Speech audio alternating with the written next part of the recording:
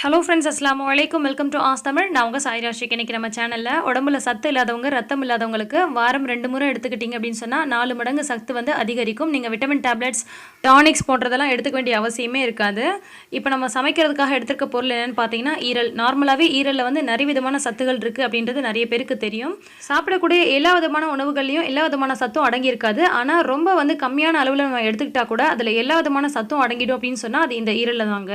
அதனால தான் உடம்பு தேராமல் இருக்காங்க, உடம்பு சரியில்லை, ரொம்ப பலகீனமாக இருக்காங்கன்னு சொன்னால் அந்த காலத்துலலாம் வந்து ஈரல் தான் உடனே எடுத்து சமைச்சு கொடுப்பாங்க. இப்போ இதை டேஸ்ட்டாக வந்து எப்படி செய்கிறது அப்படின்றத பார்க்கலாம். இப்போ ஒரு குக்கரை அடுப்பில் வச்சுட்டு 2 பிரியாணி இலை, 2 பட்டை துண்டு, 2-3 ஏலக்காய், 1/2 டீஸ்பூன் அளவுக்கு மிளகு வந்து முழுசாக சேர்த்துருக்கேன். நான்வெஜ் பொறுத்த வரைக்கும் நல்லெண்ணெயில் செஞ்சிங்கன்னா ரொம்ப ரொம்ப டேஸ்ட்டாக இருக்கும். ஸோ நல்லெண்ணெய் இருந்தால் யூஸ் பண்ணிக்கோங்க. ஈரல் பொறுத்த வரைக்கும் ரொம்ப சீக்கிரமாகவே வெந்துடும். ஸோ நீங்கள் கடாயில் கூட வச்சு செஞ்சுக்கலாம். இப்போ ஒரு பச்சை மிளகாயை இந்த மாதிரி நீட்டமாக கீறி போட்டிருக்கேன். இதில் 2 கட் பண்ணி வச்சுருக்க பெரிய வெங்காயம் சேர்த்துருக்கேன். சின்ன வெங்காயமாக இருந்தால் ஒரு 20 போல் சின்ன வெங்காயம் சேர்த்துக்கோங்க. சின்ன வெங்காயம் இன்னும் ரொம்ப டேஸ்ட்டாக இருக்கும். இந்த ரெசிபிக்கு வெங்காயம் ரொம்ப வதங்கக்கூடாது. லைட்டாக ப்ரௌனிஷ் ஆக ஆரம்பித்ததுமே நம்ம இஞ்சி பூண்டு விழுதை சேர்த்துடலாம். 1 டேபிள் ஸ்பூன் போல் இஞ்சி பூண்டு விழுது சேர்த்துக்கலாம். ஒரே ஒரு பெரிய தக்காளி கட் பண்ணி வச்சுருக்கேன். பொடியாக கட் பண்ணி சேர்த்துக்கோங்க. அப்படி இல்லைன்னா அரைச்சி விட்டு கூட நீங்கள் சேர்த்துடலாம். இஞ்சி பூண்டு விழுது சேர்த்த உடனேவும் தக்காளி சேர்க்கலாம். இஞ்சி பூண்டு விழுதை ஒரு முறை வதக்கிட்டு அதுக்கப்புறம் கூட நீங்கள் தக்காளியை சேர்த்துக்கலாம். தக்காளி சேர்த்து நல்லா குழைய வதங்கி வரணும். அந்தளவுக்கு நம்ம வதங்கினதுக்கப்புறமா மற்ற மசாலா பொருட்கள்லாம் சேர்க்க ஆரம்பிக்கலாம். இப்போ தக்காளி நல்லா வதங்கி வந்துருச்சு.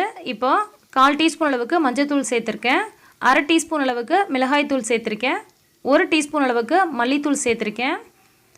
1 டீஸ்பூன் அளவுக்கு மிளகுத்தூள் சேர்த்துருக்கேன். 1 டீஸ்பூன் அளவுக்கு சீரகத்தூள் சேர்த்துருக்கேன். மிளகுத்தூளை வந்து நீங்கள் அதிகப்படுத்திக்கிட்டு மிளகாய் தூளை கம்மி பண்ணிக்கோங்க. அப்போ நல்ல டேஸ்ட்டாக இருக்கும், உடம்புக்கும் ரொம்ப ரொம்ப நல்லது. நீங்கள் நல்ல காரம் சாப்பிடுவீங்கன்னா மிளகாய் தூளை 1 டீஸ்பூனுக்கு மேலேயும் சேர்த்துக்கலாம். நான் வந்து மிளகாய் தூளை வந்து கொஞ்சம் குறைச்சிக்கிட்டு மிளகுத்தூளை கொஞ்சம் எக்ஸ்ட்ரா சேர்த்துப்பேன். இப்போ இதை நல்லா வதங்கினதுக்கப்புறமா நம்ம எடுத்து வச்சுருக்க ஈரலை இது கூட சேர்த்துடலாம். ஆட்டு ஈரல் வந்து ஒரு ஈரலை நான் வந்து நல்லா கழுவி சுத்தம் பண்ணி எடுத்திருக்கேன். இதை நான் இது கூட சேர்த்துக்கிறேன். நிறைய பேர் கோழி ஈரலில் செய்யலாமா அல்லது பீஃபில் செய்யலாமா அப்படின்னு சொல்லி கேட்பீங்க. எதுலனாலும் இந்த மெத்தடில் செய்யலாம், ரொம்பவே நல்லாயிருக்கும். பட் பிராய்லர் கோழி ஈரலில் கண்டிப்பாக செய்யாதீங்க, அது உடம்புக்கு நல்லது கிடையாது. நாட்டுக்கோழி ஈரலில் நீங்கள் இந்த மாதிரி செய்யலாம். ஈரலை சேர்த்துட்டு நல்லா எல்லா மசாலா கூடயும் கலக்கிற மாதிரி 1 நிமிஷம் போல் வதக்கிடலாம். இப்போ நம்ம தேவையான அளவுக்கு உப்பு சேர்த்துடலாம். பொடியாக கட் பண்ணி வச்சுருக்க மல்லித்தழை சேர்த்துக்கிறேன். நீங்கள் வந்து கருவேப்பிலை கூட சேர்க்கலாம், நல்லாயிருக்கும். நான் வந்து கடைசியாக கருவேப்பிலை சேர்ப்பேன். இப்போ இது எல்லாத்தையும் நல்லா ஒரு முறை கலந்து விட்டுட்டு இதுக்கு நம்ம தண்ணி வந்து லைட்டாக தெளித்து விட்டாலே போதும். நிறைய தண்ணி ஊற்றணுன்ற அவசியம் கிடையாது. ஈரல் சொன்ன மாதிரி ரொம்ப சீக்கிரத்தில் வெந்துடும். ஸோ நமக்கு நிறைய தண்ணி தேவைப்படாது. லைட்டாக வந்து கைகளால் தெளித்து மட்டும் விட்டுக்கோங்க. இதை நம்ம குக்கரில் தான் வேக போடணும் அப்படின்ற அவசியமே கிடையாது. நார்மல் கடாயிலேயே 4லேருந்து 5 நிமிஷத்தில் சூப்பராக வெந்துடும். குக்கரில் விசில் வைக்கிறீங்க அப்படின்னு சொன்னால் ஒரே ஒரு விசில் மட்டும் விட்டுக்கோங்க, அதுலேயே நல்லா வெந்துடும்.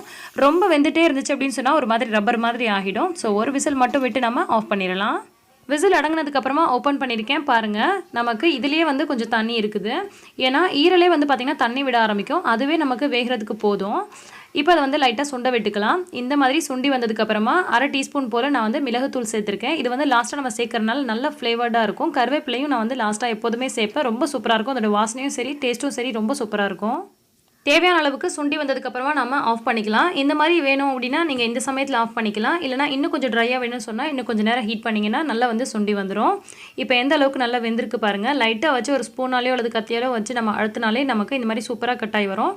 நல்லா வெந்திருக்குங்க. நிறைய பேர் குக்கரில் போட்டு 2-3 விசில்லாம் விட்டு வேக விட்டுருவாங்க. அந்த மாதிரி செஞ்சிங்கன்னா ரொம்ப ஒரு மாதிரி ரப்பர் மாதிரி இருக்கும். கண்டிப்பாக நீங்கள் ஒரு விசில் விட்டாலே நல்லா வெந்துடும். அப்படி இல்லைனா நார்மல் கடாயில் நீங்கள் ஒரு மூடி போட்டு ஒரு 4 நிமிஷம் வேக விட்டாலே சூப்பராக வெந்துடும். அப்படியே எடுத்து சுட சுட சர்வ் பண்ணிங்கன்னா சட்டுப்புட்டுன்னு எல்லாமே காலியாகிடும். அவ்வளோ சூப்பராக இருக்கும். உடம்புக்கு ரொம்ப நல்லது. நெஞ்சு சளிக்கெல்லாம் ரொம்ப ரொம்ப நல்லதுங்க.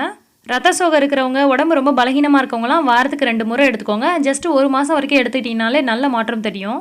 அதுவும் இந்த மெத்தடில் செஞ்சு சாப்பிட்டு பாருங்கள், ரொம்ப ரொம்ப சூப்பராக இருக்கும். இந்த வீடியோ உங்களுக்கு பிடிச்சிருக்கும், யூஸ்ஃபுல்லாக இருக்கும்னு நினைக்கிறேன். பிடிச்சிருந்துச்சுன்னா லைக் பண்ணி மற்றவங்களுக்கும் ஷேர் பண்ணுங்கள். இன்னும் பல சூப்பரான டிப்ஸ் அண்ட் ஆரோக்கியமான ரெசிபிஸ் உடனுக்குடன் தெரிஞ்சுக்க ஆஸ் தமிழ் சேனலை சப்ஸ்கிரைப் பண்ணுங்கள். எல்லா புகழும் இறைவனுக்கே. நன்றி.